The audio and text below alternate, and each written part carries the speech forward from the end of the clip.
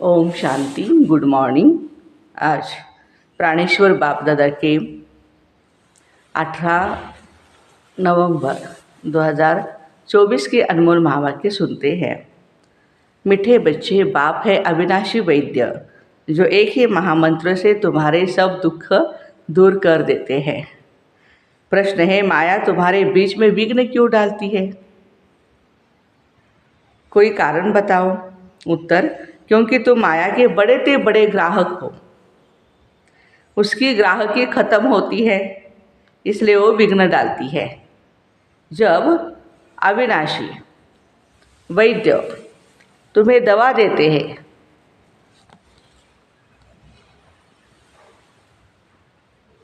तो माया की बीमारी उथलती है, इसलिए विघ्नों से डरना नहीं है।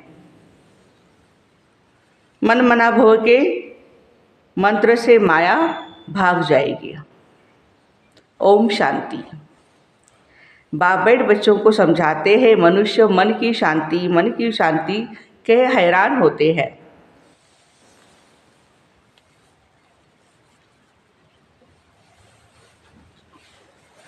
रोज कहते भी है ओम शांति। इसका अर्थ न समझने के कारण शांति मांगते रहते हैं। कहते भी है आई एम आत्मा, अर्थात आई एम साइलेंस। हमारा स्वधर्म शांति है। हमारा स्वधर्म शांति है। फिर जब स्वधर्म शांति है तो फिर मांगना क्यों? अर्थ न समझने के कारण मांगते रहते हैं। तुम समझते हो ये रावण राज्य है, परंतु यह भी नहीं समझते रावण सारी दुनिया का और सारी दुनिया का आम और भारत का खास दुश्मन है, स्पेशल एनिमी। इसलिए रावण को जलाते रहते हैं। ऐसा कोई भी मनुष्य है जिसको कोई वर्ष वर्ष जलाते हो? इसको तो जन्म जन्मांतर कल्प कल्पांतर जलाते ही आए हो, क्योंकि यह तुम्हारा बहुत बड़ा दुश्मन है। 5 विकारों में सब फंसते हैं। जन्म ही भ्रष्टाचार से होता है तो रावण का राज्य हुआ। इस समय अथाह दुख है। इसका निमित्त कौन है? रावण है। यह कोई को पता नहीं है दुख किस कारण होता है। यह तो राज्य ही रावण का है, सबसे बड़ा दुश्मन है ना। हर वर्ष उसकी एफिजी जलाते हैं। दिन प्रतिदिन और ही बड़ा बड़ा बनाते हैं, दुख भी बढ़ जाता है। इतने बड़े बड़े साधु संत महात्माएं, बाबा कहते राजाएं आदि है, तो बाबा कहते एक को भी ये पता नहीं है कि रावण हमारा दुश्मन है, जिसको हम वर्ष वर्ष जलाते रहते हैं। फिर जलाने के बाद खुशी भी मनाते हैं। जो समझते हैं अभी रावण मरा और हम लंका के मालिक बने, परंतु मालिक बनते नहीं, कितना पैसा खर्च करते हैं। बाबा कहते तुमको इतने अनगिनत पैसे दिए, सब कहाँ गवाए? दशहरे पर लाखों रुपया खर्चा करते हैं। रावण को मारकर फिर लंका को लूटते हैं। कुछ भी समझते नहीं। रावण को क्यों जलाते? इस समय सब इन विकारों की जेल में पड़े हैं। आधा कल्प रावण को जलाते हैं क्योंकि वो दुखी है। समझते भी है रावण के राज्य में हम बहुत दुखी है। यह नहीं समझते कि सतयुग में यह 5 विकार होते नहीं। ये रावण को जलाना आदि कुछ भी नहीं होता है। ये सब यहाँ कलयुग में ही होता है। बाबा कहते हैं कि पूछो यह कब से मनाते आए हो?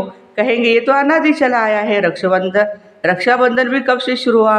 कहते अनादि काल से चला आया है। तो ये भी समझने की बात है ना, मनुष्यों की बुद्धि क्या बन पड़ी है?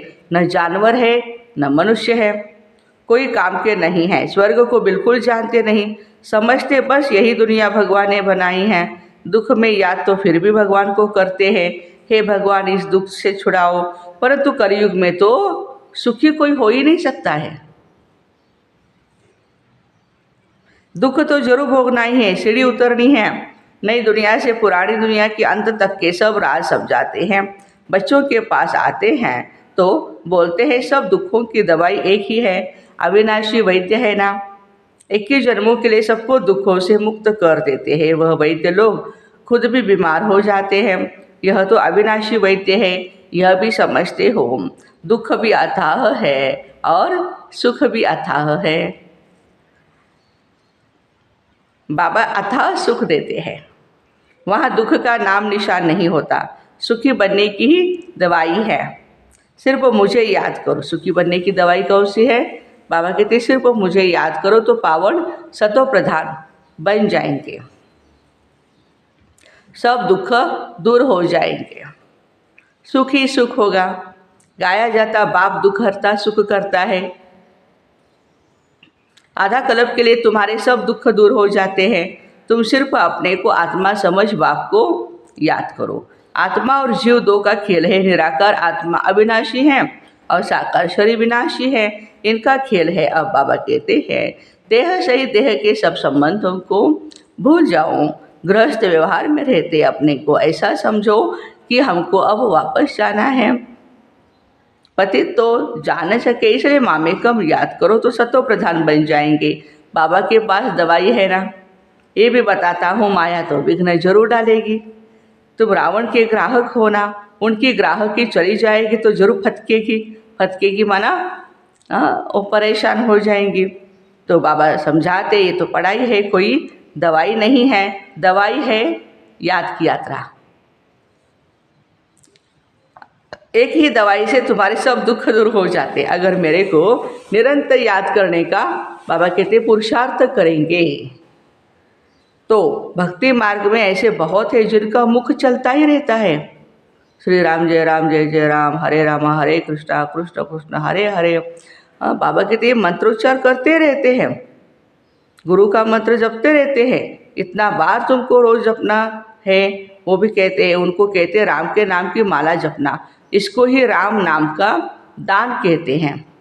ऐसे बहुत संस्थाएं बनी हुई है। राम राम जपते रहेंगे तो झगड़ा आदि कोई भी नहीं होगा, नहीं करेंगे, बिजी रहेंगे। कोई कुछ कहेगा तो भी रिस्पॉन्स नहीं देंगे। बहुत थोड़े ऐसा करते हैं। यह भी बाप समझाते राम राम कोई मुख से नहीं कहना है, ये तो अष्पा जाप है। सिर्फ बाप को याद करते रहो। बाबा कहते हैं मैं कोई राम नहीं हूँ। राम माना त्रेता का होता है, जिसके राजाई थी उनको तो जपना नहीं है। अब बाबा समझाते हैं भक्ति मार्ग में यह सब सिमरण करते हैं, पूजा करते हैं। तुम सीढ़ी भी नीचे उतरते आए हो, क्योंकि यह सब है अनराइटियस, असत्य। राइटियस तो एक ही बाप है ना, वह तुम बच्चों को बैठ सिखलाते हैं, समझाते। एक ऐसे भूल भुलैया का खेल है। जिस बाप से इतना बेहद का वर्षा मिलता है उनको याद करेंगे तो क्या हो जाएगा? बाबा कहते हैं तो चेहरा उनका चमकता रहेगा, खुशी में चेहरा खिल जाएगा, मुख पर मुस्कुराहट आ जाती है। तुम जानते हो बाबा को याद करने से हम यह बनेंगे, आधा कल्प के लिए हमारे सब दुख दूर हो जाएंगे। ऐसे नहीं बाबा कुछ कृपा कर देंगे, नहीं। ये समझना है हम बाबा को जितना याद करेंगे उतना सतो प्रधान बनते जाएंगे। ये लक्ष्मी नारायण विश्व के मालिक कितने हर्षित मुख है। ऐसा बनना है। बेहद के बाप को याद कर अंदर में बहुत खुश होते रहना है। फिर से हम विश्व का मालिक बनेंगे। ये आत्मा की खुशी के संस्कार ही फिर साथ चलेंगे। फिर थोड़ा थोड़ा कम होता जाएगा। इस समय माया तुमको बहुत ही हैरान करेगी। माया कोशिश करेगी तुम्हारी याद को भुलाने की। सदैव ऐसे हर्षित मुख रह नहीं सकेंगे। जरूर कोई समय घुटका खाएंगे। मनुष्य जब बीमार पड़ते तो उनको कहते भी होंगे शिव बाबा को याद करो, परंतु शिव बाबा है कौन ये भी किसको पता नहीं है। तो क्या समझ याद करें, क्यों याद करें? तुम बच्चे जानते हो बाबा को याद करने से हम तमो प्रधान से सतो प्रधान बनेंगे। देवी देवता सतो प्रधान है ना, उनको कहा जाता है डीटी वर्ड। देवी राजधानी है ना हमारी, डीटी वर्ड कहा जाता। मनुष्यों की दुनिया नहीं कहा जाता है उसको, वो तो स्वर्ग है। मनुष्य नाम होता ही नहीं। फलाना देवता, फलाना देवी, फलानी देवी, ऐसे वो है डीटी वर्ड, ये है ह्यूमन वर्ड। ये सब समझने की बातें हैं। बाबा समझाते हैं बाप को कहा जाता है ज्ञान का सागर। बाबा अनेक प्रकार की समझाने देते हैं, फिर भी पिछाड़ी में महामंत्र देते बाबा को याद करो तो तुम सतो प्रधान बन जाएंगे और तुम्हारे सब दुख दूर हो जाएंगे। कल्प पहले भी तुम देवी देवता बने थे, तुम्हारी सीरत देवताओं जैसी थी, वहाँ कोई भी उल्टा सुल्टा बोलते नहीं थे, ऐसा कोई काम ही नहीं होता है। बाबा की तो है ही डीटी वर्ड। अच्छा, तो मनुष्य तो इस डीटी वर्ड को लाखों वर्ष कह देते हैं, यहाँ तो कोई देवता कह नहीं सकते, देवताएं तो स्वच्छ होते हैं। महान आत्मा देवी देवता को कहा जाता है, मनुष्य को कभी भी नहीं कह सकते। महात्मा का जो टाइटल है, बाबा कहते मनुष्य को नहीं दे सकते, ये तो स्वयं देवी देवताओं का है, लक्ष्मी नारायण का है। मनुष्य को कभी नहीं कह सकते। यह है रावण की दुनिया, और रावण बड़ा ही भारी दुश्मन है। इन जैसा दुश्मन कोई होता नहीं। हर वर्ष तुम रावण को जलाते आए हो। ये है कौन, किसको पता नहीं है। कोई मनुष्य तो नहीं है, ये है ही 5 विकार, इसलिए इनको रावण राज्य कहा जाता है। 5 विकारों का राज्य है ना, सब में 5 विकार है। यह दुर्गति और सद्गति का खेल बना हुआ है। अभी तुमको सद्गति के टाइम आदि का भी बाप ने समझाया है, दुर्गति का भी समझाया है। तुम ही ऊंच चढ़ते हो, फिर तुम ही नीचे उतरते गिरते आए हो। शिव जयंती भी भारत में ही होती है, रावण जयंती भी भारत में ही होती है। आधा कल्प है देवी दुनिया, लक्ष्मी नारायण राम सीता का राज्य। अभी तुम बच्चे सबकी बायोग्राफी को जान गए हो, है ना। महिमा भी सारी तुम्हारी है। नवरात्रि पर भी बाबा कहते तुम्हारी पूजा होती है। हाँ, देवी देवताओं की पूजा होती है ना।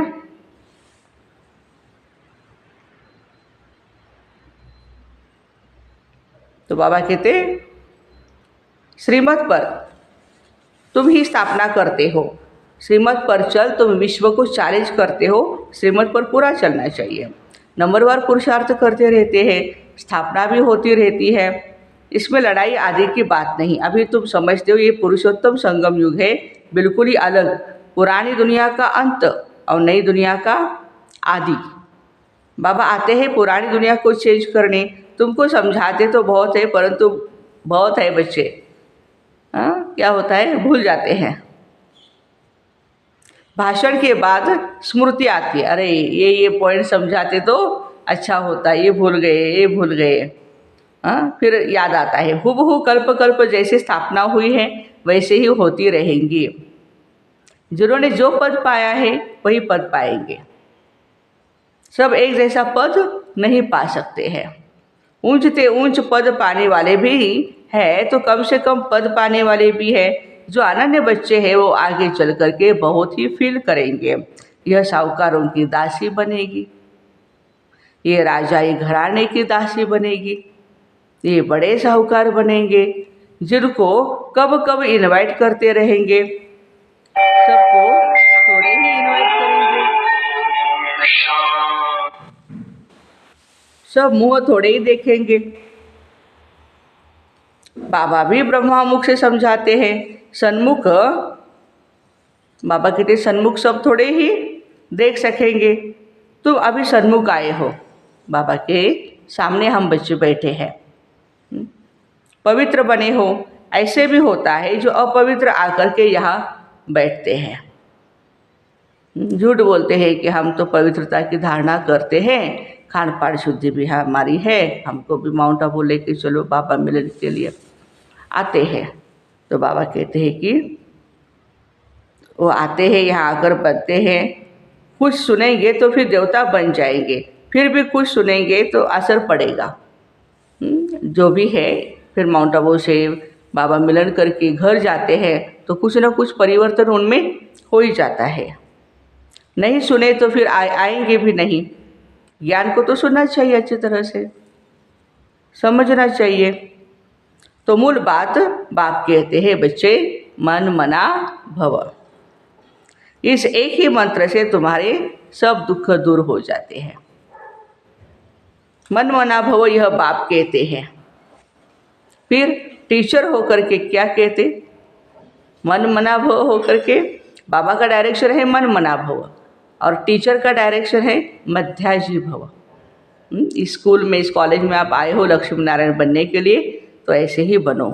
ये बाप भी है, टीचर भी है और तीसरा गुरु भी है।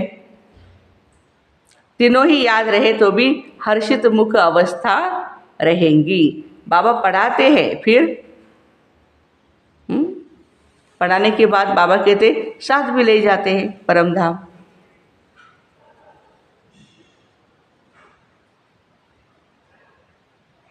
तो ऐसे बाबा कहते तीनों ही याद रहे तो भी बहुत हर्षित मुख अवस्था रहेगी। ऐसे बाप को कितना प्यार से याद करना चाहिए। भक्ति मार्ग में तो बाप को कोई जानते नहीं, सिर्फ इतना जानते हैं भगवान है, हम सब ब्रदर्स हैं। बाप से क्या मिलना है वो कुछ भी पता नहीं। तुम अभी समझते हो एक बाप है, हम उनके बच्चे हैं, सब ब्रदर्स हैं। ये बेहद की बात है ना। सब बच्चों को टीचर बन पढ़ाते हैं। बाबा हम बच्चों को टीचर बन करके पढ़ाते हैं। फिर क्या होता है, सबका हिसाब किताब चुकतू कराए वापस ले जाएंगे। इस चीज़ से दुनिया से वापस जाना है ना। यहाँ से दिल हट गई ना, बाबा पूछ रहे हैं जाना है ना इस दुनिया से। नई दुनिया में आने के लिए तुमको लायक बनाते हैं। नई दुनिया में कौन आएंगे? जो बच्चे लायक होंगे। जो जो लायक बनते हैं वो सतयुग में आते हैं। जो भी बच्चे बाबा कहते लायक बनेंगे सतयुग में आएंगे।